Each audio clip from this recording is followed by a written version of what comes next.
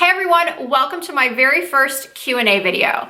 I've been on YouTube for a while now, and I'm not one of those people that shares a lot about my personal life. I do here and there, of course. I'm married, I have 2 kids, I have 2 dogs.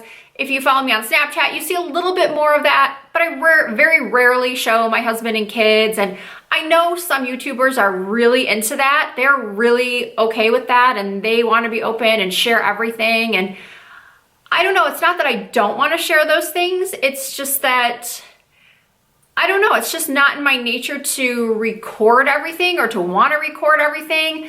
I'll take trips with my family and I'll go in with the intention of vlogging, taking clips and putting together a vlog, and it just never happens. Or something happens, like my kids start fighting or just life happens, and I just isn't something I really want to put out on YouTube. So that's just, everybody's different. Some people love to share, some people don't. And again, I'm not opposed to sharing, which is why I wanted to finally do a Q&A video, because I've never done one.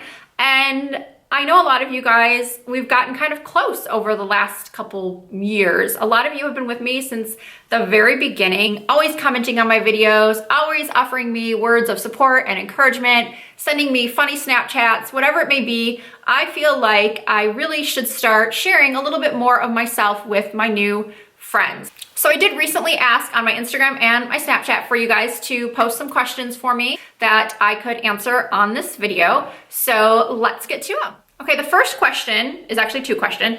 What's your background and do you work now?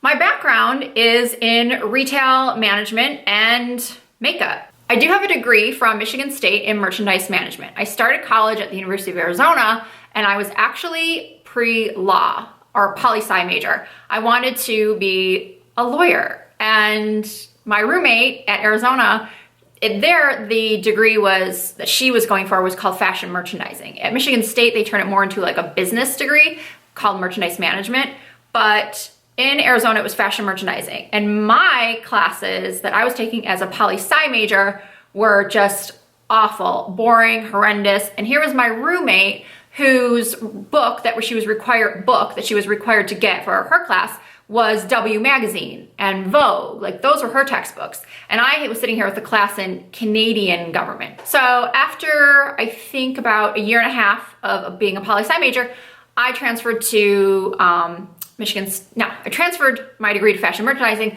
but when I transferred to Michigan State, that turned into merchandise management. So I knew I kind of wanted to be in fashion and beauty and in that world. But when I got out of college, I started working just regular retail, and I absolutely hated it, just selling high-end clothes, and I didn't really like it. And so I'd always been into makeup and art, actually. I have an art background. My mom had me enrolled in a drawing, painting, and sculpture class from the time I was about 7 years old at a local art association. So I would go every Saturday and take these art classes. And I always loved to sketch, and I always loved to trace. So in 1996, I was actually offered a position as the assistant store manager for a new BCBG retail location. And I'm not gonna go into the whole details of what happened, but I ended up not following through on taking that job for BCBG. So I was jobless. So one day I just decided I'm gonna go get a job in cosmetics. So I marched myself over to the closest department store. I was living in Atlanta at the time, and this was the year 1996 that Laura Mercier had just launched her brand. So I was offered the manager of the cosmetics department. He had just taken over that department because that cosmetics manager had left. So he was pretty much clueless, and he just basically offered me whatever I wanted. He's like, well, I got Lancome open, I have Estee Lauder open, I have this, and then there's this new brand, and he kind of like brushed it off. He's like, it's called Laura Mercier, and I'm like, that's the one I want. Because at the time, Laura was very popular as a makeup artist. She was Madonna's makeup artist. She did a lot of Vogue covers, and I was always reading fashion magazines, always. I knew I wanted to work for her because it was just the boom of these makeup artists like her and Bobbi Brown and others having their own brands. I didn't want to be a makeup clerk. I knew I didn't want to, and I hope this doesn't offend any Clinique employees, but I didn't want to be putting on makeup, and I don't even know if they still do this, with Q-tips and cotton balls. I wanted to further my makeup artistry skills. So long story short, I do have a whole video on this actually that I can link, but Yeah, so I started with Laura Mercier, I got to meet Laura, and then I just kind of moved up. In the beauty industry, that's kind of what you do. You either become an account executive, or you can, if you're really into the artistry section, you can become a trainer, or you can become just a regional artist, national artist. I kind of took the route of just being in the freelance world, so I would freelance for all the different brands, which I really liked.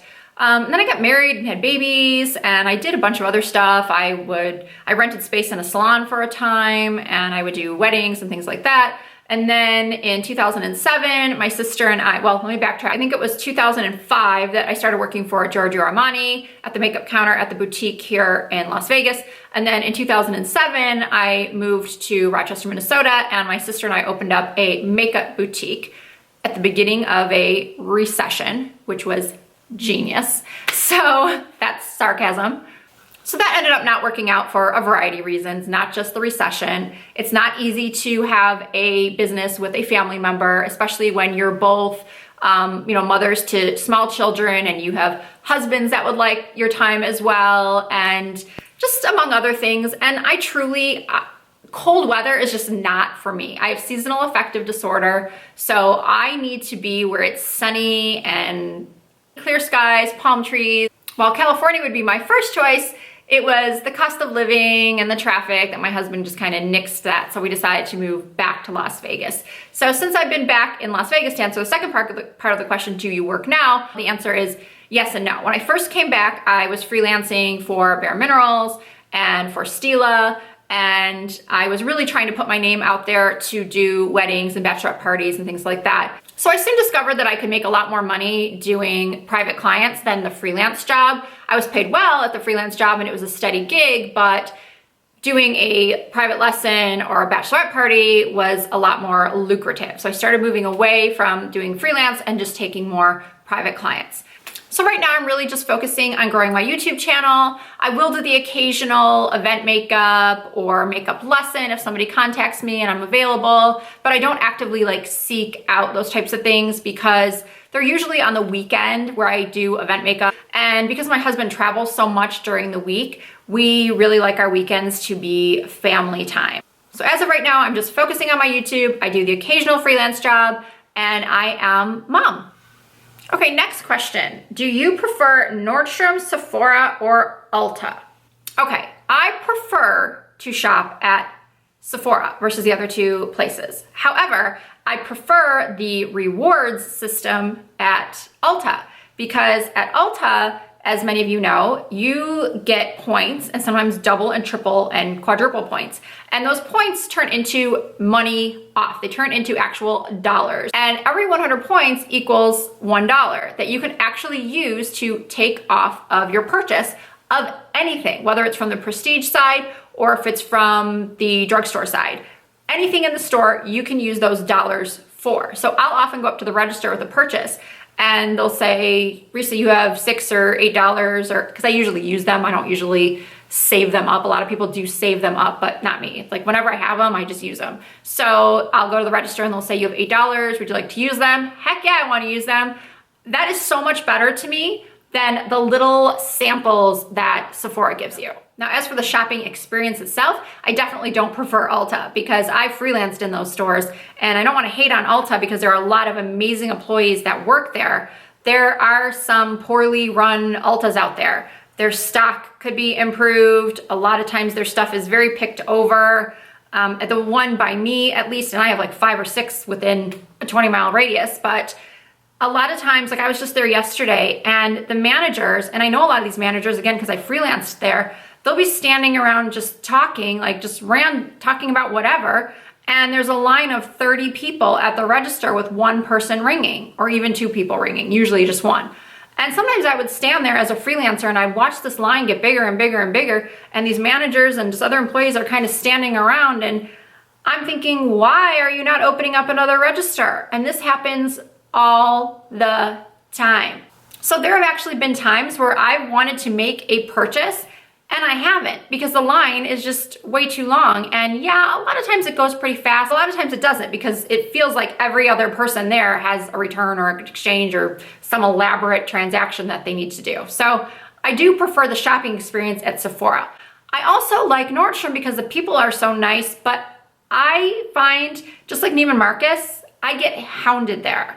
I actually counted one time, no less than 11 people asked me if I wanted help at Nordstrom in the cosmetics department. Now I know some of you are thinking, well, that's great. You're getting, it's better than being ignored but on the other hand, when you just want to shop and you just want to look at things, you don't want to constantly be asked. And listen, I had a makeup boutique. I know about retail sales and goals and customer service. I've worked at so many different department stores, whether I worked for the department store or just freelancing. So I know how it all works. But there's a point where it's just too much. I will not even, like Nordstrom is bad with that, but the worst is Neiman Marcus. And I will never understand why Neiman Marcus doesn't change their commission structure. I mean, it must work because they've kept it for so many years, but for me as a customer, I bolt through that cosmetics department. Bolt like my butt is on fire, because most of the sales associates there are like vultures. Because if they don't make their sales goals, they can be fired. And so I get it. I get they're just doing their job, but gosh, now, of course, my opinion on this could be very different than yours. You might love going into the department stores and having people be so helpful and be constantly wanting to please. But for me, I tend to avoid them because I am an independent shopper and I just feel like they often do way too much, or just way too aggressive. Okay, so the next question is, do you like living in Vegas? As I mentioned earlier, I have seasonal affective disorder. And what that is basically someone who, when it's wintertime and it's gloomy and you're not getting enough sunlight, your mood really changes. You get really, really depressed and just not yourself and not up for doing your usual activities. And that was me. I grew up in Michigan, and as I said, I lived for a time in Minnesota. And for months at a time, I would just be so depressed and I didn't really know why. I mean, I've always had great family, great friends, been active, good job, but I just felt really depressed. And there's something about the sun that really just lightens my mood. And yes, I know some people have lamps that they can simulate sunshine, but for me, there's just nothing better than waking up every morning and looking out my window and seeing sunshine and palm trees and no snow. I'm not a fan of snow. I'm not a fan of cold weather. I don't do winter sports. I just never, ever liked it. My mom always says that when I was a toddler and we would go to Florida every winter at Christmas break, because my grandparents would be down there. They had a condo. So every Christmas break and usually every spring break, we go to Florida. And my mom would tell me that as a toddler, I'd be constantly saying, when are we going to Florida? When are we going to Florida? I just don't like cold weather. Yes, it does get really, really hot here in Vegas, but I don't mind it. I would much rather have that than 5-6 months of a cold, dreary winter. And I know some people are opposite. They hate the heat. They hate being sweaty and all that. I hate being cold. So I really do like living in Las Vegas. We have amazing shopping. We have some of the best restaurants in the world, great entertainment. So one of the biggest misconceptions I think people have of those of us that live in Las Vegas is they think we all live and or hang out at the Strip all the time or on the Strip. And that's really not true. For those of us that live here, yes, a lot of people obviously work on the Strip. It's the biggest industry here, the hospitality industry. They work as casino dealers, they work as bartenders, they work as dancers, they work as pit bosses, whatever it may be. Obviously that's the biggest industry here, but we all have other jobs too. We are normal people. We live in residential areas, just like your suburbia. We have our suburbia. We have big homes, small homes, more affluent gated areas, less affluent areas, small shopping centers, mom and pop stores, local restaurants. We have Red Rock Canyon, which is gorgeous. If you've never been, it is a beautiful place to go hiking. We have Mount Charleston, which is only about a half an hour away from where I live. And it's a ski and snowboard resort in the winter. And I went with my family in August, and it's about 20 to 25 degrees cooler up there. And you can go hiking, and there's a lodge, and there's just so much more to Las Vegas than people realize. So I really do enjoy living here. And what I also like is that I can get in my car and drive 4.5 hours, and I can be in Santa Monica, California at the beach. Okay, so let's move on to a couple questions that have quicker, shorter answers. What's your favorite primer? So my current favorite is the J1 Jelly Pack, I think it's called. I talked about it in a couple of my recent videos. You can get it at Sephora. It was recommended to me by a viewer because I'm always complaining about how oily my skin is. So she suggested it and I tried it and I really, really like it. So I do use that as a primer. Previous to that, my other favorites were the Hourglass Veil. I still really like that one. And then also the Porefessional from Benefit. So the next question is, what is my ride or die palette? I assume she means eyeshadow palette. And that for me would have to be the Too Faced Chocolate Bar. I thought about all the other palettes that I've accumulated in the last, I don't know, 6 months to a year, but I still really, really love the Chocolate Bar because it has all the warm and cool tones that I like. It has mattes, it has shimmers. I think the texture is really good. I think the pigment is really good. It travels easily, and overall, I think I could live, I wouldn't be happy about living with one palette for the rest of my life, but if I had to, that would be the one I would pick. Okay, she also asked me about my ride or die lipstick or blush, and I can't answer that. It's like asking me to pick out one of my favorite, who my favorite child is. I can't. I have so many that, I mean, for blush, maybe like NARS Orgasm or one of its dupes, because like Milani Luminoso, because I find like that peachy pink color is just universally flattering. So maybe that one for blush, but for lipstick, no, I honestly, I'm sorry, I can't answer that one. Now, a couple people have asked me this one. What would you be doing if you weren't doing makeup? I honestly don't know. I mean, like I said early on in the video, I was about 21, 22 when I realized that that was my passion. And I've always been told to, you know, that saying like, do what you love and you'll never work a day in your life. Makeup is just my passion. I mean, I, like a lot of young girls, I probably, you know, I wanted to be a model when I was younger, and I actually did do promotional modeling. Like I was one of those annoying girls that would spray perfume when you would walk into the department store. And then I also was like a shot girl in college. Like I would wear these awful outfits and go around and give out shots to people. So yeah, not saying I would be a model, but that's what I did prior to starting in the industry. I don't know. I also really like animals. So if I had to redo my life and beauty wasn't a part of it, I would have gone, and I was smarter in math and science, which I was terrible in, I would have loved to have been a veterinarian or done something with animals because I absolutely love animals. If you watch my Snapchat, you see how much I love my dogs. Now, one dog, yes, gets more attention than the other one on my Snapchat. That's only because my other dog, I have 2 Shih Tzus, she does not like to be on camera. I even just lift up my phone, she recognizes it and she runs away. Like she just doesn't want to be on camera. My other dog, she's all about it. She's like, put me on camera, she's totally fine.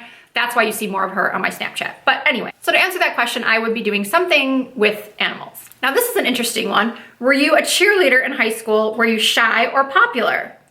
Okay, I was not a cheerleader. I was a pom-pom girl, and that was actually spelled at the time P-O-M-P-O-N, pom-pom girl.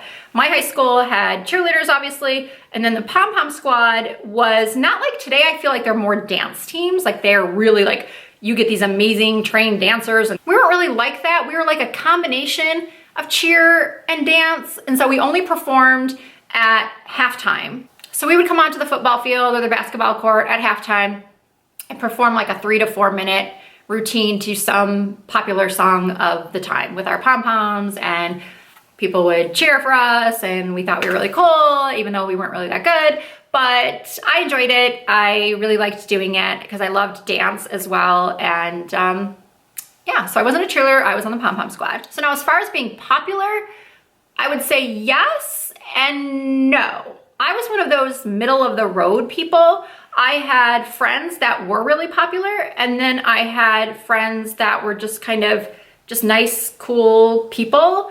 Yeah, I was like just again one of those middle people. I like to think that I was friendly with everybody. I mean, people who went to high school with me might say differently. So looking back on it, I don't know. I had parties that everybody came to. They were a lot of fun. But as far as, you know, being super popular, no, I don't think I was. Okay, so my Sony camera has overheated 3 times while trying to record this video. So I've given up and I've switched to my iPhone to finish off this video. So thankfully I'm almost done, and I did memorize the last question, which was something like, what is one thing that your viewers don't know about you that they would find interesting, that they would be surprised by? So the answer to that is, I think a lot of you would be surprised that I am very political. No, I'm not going to share with you which way I lean, because this is a fun beauty channel. I'm not here to get into any of that. But I am, and not just with this election, but even prior to this, I'm just a very political person. I think that it's all very interesting, and I get very, very passionate about the way I feel about certain things. And I watch all of those new shows. I pretty much never miss an episode of Meet the Press on Sunday. I have been watching it for years, and I kind of have a little bit of a crush on Chuck Todd. So for those of you that don't know, if you're from out of this country and you don't know who Chuck Todd is, Google him and you'll be like, really? But no, I don't know. I just have, and my husband knows this. Every Sunday morning we turn it on and I say to him, it's time to watch my boyfriend. I don't know. I just like Chuck Todd. I feel like he asks the questions, and if he doesn't get an answer, he asks them again, and he just kind of keeps going, and he tries not, I mean, as much as he can without losing his job, he actually tries his best to get answers from politicians, which, as many of us know, is nearly impossible to do. So yeah, I think that would surprise a lot of people, that I'm really into politics, that I'm really passionate about it, that I watch the shows that I do, that I don't only watch The Real Housewives of wherever. I watch a lot of everything. I like to hear opinions from all sides. Even if I don't agree, I'm open to hearing other people's opinions. And if I don't agree, you better believe that you are going to hear a rebuttal from me. So yeah, I think this is a good place to stop. So before this thing overheats again, I just want to say really quickly, thank you so much for watching. I hope you enjoyed my first Q&A. I hope it answered some of those questions, those burning questions you had about me, which I'm sure you didn't have, but it's fun. It was fun. It was fun to do, but I can just talk. So I think it's time to rest my voice, drink some more coffee, maybe get some lunch.